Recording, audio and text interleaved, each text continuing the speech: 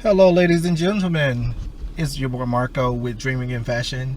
Welcome to another week of this fashionable podcast. On this particular week, we're going to talk about some interesting things that happened on last week. And let's start. Here we go.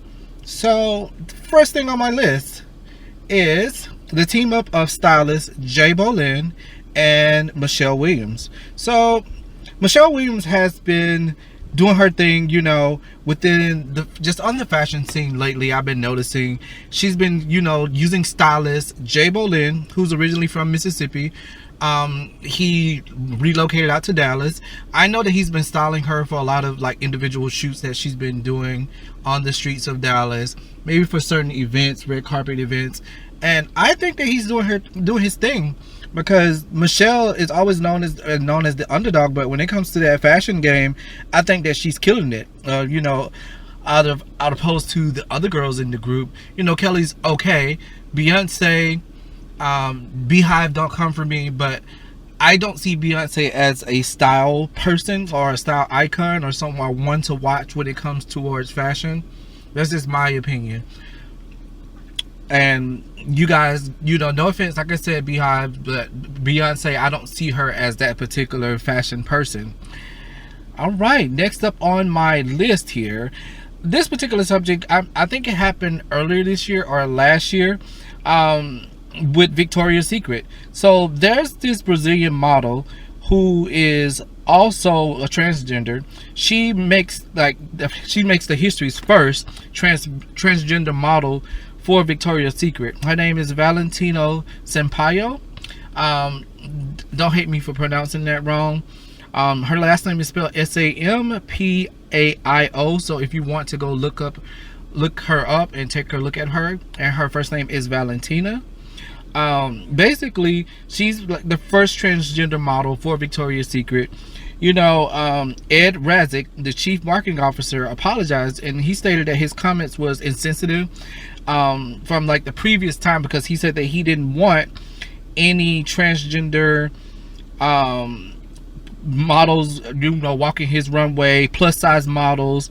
His reasoning was, he said that his show was about a fantasy. My comment just in particular, I'm like, well, how much more fantasy do you need? I mean, because fantasy comes in all different sizes and shapes, genders and all of that as well. So that's just my take on it. And like I said, she's the first transgender model to walk Victoria's Secret's runway. Her name is Valentina Sampaio. You guys take a look and go and check her out. She's a beautiful girl. Next up on my list, what we're going to talk about today, staying in that same topic of transgender women, there's this particular model who lied about being a transgender woman. She's appeared in lines for Rihanna, and in different lines and different things like that. Her name is Carissa Pinkston. So she lied about being a transgender woman, and basically she said that she panicked after her transphobic post resurfaced online on Facebook. So she posted two posts. Both were actually posts of her lying about being a transgender, and then she was called out about it. So Aaron Phillips, who knew Pinkston, took to Twitter and said that she lied about it, basically. My standpoint on that is, it's already hard enough for people within the LGBTQ community to do different things and to get, jobs, bookings, and contracts and auditions, whatever. And you're gonna lie about something just so that people can feel sorry for you, or just so you can get clout off of it. I think that's a bit ridiculous. I mean, I don't agree with it. She was fired from several different gigs because of this, rightfully so. I mean, why would you lie about something like that and then, then try to go on bookings or make people feel sorry for you? But hey, that's just the way the cookie crumbles. All right, next up on my list is Barneys, New York. Barneys, New York files for Chapter 11 bankruptcy. When I lived in New York, I've scrolled through Barneys a couple of times. It wasn't something that I could always afford, but I always like to go and take a look at the fashions and see what was new, what was hot, what was fresh. It was almost more like one of those department stores that was kind of, I guess, I want to say on the same level as Saks, Lord and Taylor, maybe a step above those particular two. But correct me if I'm wrong here. But they filed for Chapter 11 bankruptcy. So basically, they're saying that like many in their industry, Barneys New York, their financial position was dramatically impacted by the challenging retail environment, the rent structures, and the excessively high relative market demand. So their CEO, Daniela Vitale, said in the statement that bankruptcy filing will allow the company to conduct a sales process, review their current leases, and optimize their operations.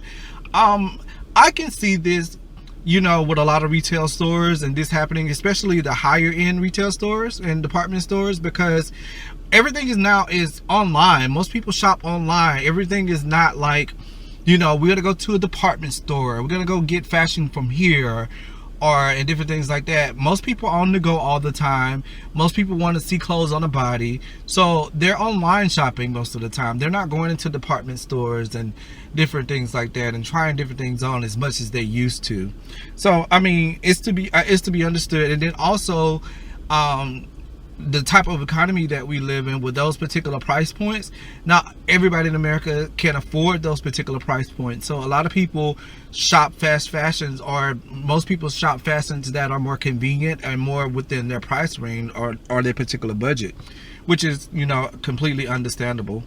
I think that Barneys, what they should do, like I've said with many of the high fashion labels that went out of business, they should basically make a line catered to, they call it a better type of, a better brand, basically, where they can put into different stores, whether that store be Target, whether that store be, a JCPenney, something like that, something for the middle America type people, or just people with that type of income to keep selling. I mean, I don't want to say fast fashion, but they're gonna have to do something to keep up with those people, like the H&Ms, the Forever 21, the Rue 21s, those type of people, the Zara's and the Urban Outfitters. So that's what I would do in particular. I would create a line that would still be good quality, still would be fashionable, and also still be affordable. All right, speaking of creating dope fashions, and the next person I'm going to talk about is somebody that I had been following for a long time, even when I was, what I still am. When I look up to her as a fashion designer, she's still doing her thing. She's in her own lane. I like her aesthetic. She's a great designer. Her name is Jacinta Lyon. I'll spell that for you. It's Jacinta, and her last name is Ligon. So if you guys want to take a look and go and look her up on Instagram, on Facebook, on social media, take a look at her work and what she's done. I know that recently she had a particular dress that was on Vivica Fox on a cover of a magazine, and she posted a post saying that, hey, here's another instance of my work where I don't get credit. So she reposted the magazine cover of the dress with Vivica wearing it, just to say, hey, this is my work and I'm not getting credit for it. And I see that happen a lot within the fashion industry, but I don't think it's anything where the celebrity knows or it's like a celebrity's fault. I think that a lot of the time the stylists are just pulling clothes for the celebrity for a photo shoot, and they just have all the clothes on like a rolling rack, or just laid out, or on a lineup, or whatever that they do, or however that they do. And basically they're just pulling from that rack and just styling for the particular shoot. I don't think that they take time and really research, oh, this person made this garment and we got to make sure that we credit this person, which they should make sure that they credit the person or the stylist if they're put on their shoot. Because if you look in most magazines, Vogue, Harper's Bazaar, British Vogue, any fashionable magazine or anywhere online or social media, most of the time, whenever there's a celebrity in those particular garments or something like that, they make sure that they give credit, like where the photographer, makeup artist, stylist, and different things like that. So, speaking of styling, the next person on my list is a young style icon who I love and adore. Zendaya. She was in the Vogue. She was in Vogue, the Vogue magazine, and she was slaying. Also, if you guys haven't watched Euphoria, I like her style in the actual show, and she has like this, I want to say it's like a tomboyish type of style, or like tomboyish meets 90ish type of look, and it's like a grunge, I guess I would say. And I like what she's doing. And just outside of that particular show, Zendaya, whenever she comes to red carpets, whenever she comes to Met Galas, she's always looking, or dressed to the nines, should I say that. And she's always doing her thing. She's just one to watch. So you guys make sure that you're watching out for Zendaya. And let me know your thoughts, what you think. So this next person up on my list here, this is a kind of a funny thing, and I was dying when I watched the video. And I was like, well, I've never done this particular thing, but I guess I think it is maybe appropriate for some instances, but maybe, and also it may be a little overkill in some instances, but you guys tell me what you think. So Naomi Campbell, so she's on this flight. She has like the surgical mask on. She has on the disposable plastics, latex gloves, and she has her antibacterial wipes. She's wiping down her flight seat before she takes her flight, or before she sits on the the flight seats before she takes off. She's wiping everything down, and and she's like, I don't care what nobody thinks about me. I'm gonna make sure I can't get sick, and there's so many germs. She's wiping the entire seat. And then she also takes like a quilt or some type of blanket or sheet or whatever it is, and she lays it over the actual seat, and she sits in it, and she's just like, I don't care if people look, like I said, she says she don't care if people look at her funny and strange. She cannot get sick. I don't know, personally, when I've flown, the couple of times that I have flown, I've never really thought about cleaning the seat. I guess because I'm more so about, I just want the pilot to be okay with driving this plane, and I want us to make it to our destination safely. I mean, I guess I should say I don't care if I do get sick or not, but that's the last thing on my mind at that particular time. But I guess it should be one of those things where, how they do at the grocery store now, or when you go to Walmart, or whenever you go, they have like the wipes for the carts. So I think that maybe they should start doing that on the plane, where they should have the wipes on the plane, where you could wipe down your seat and wipe down things before you take a seat and different things like that.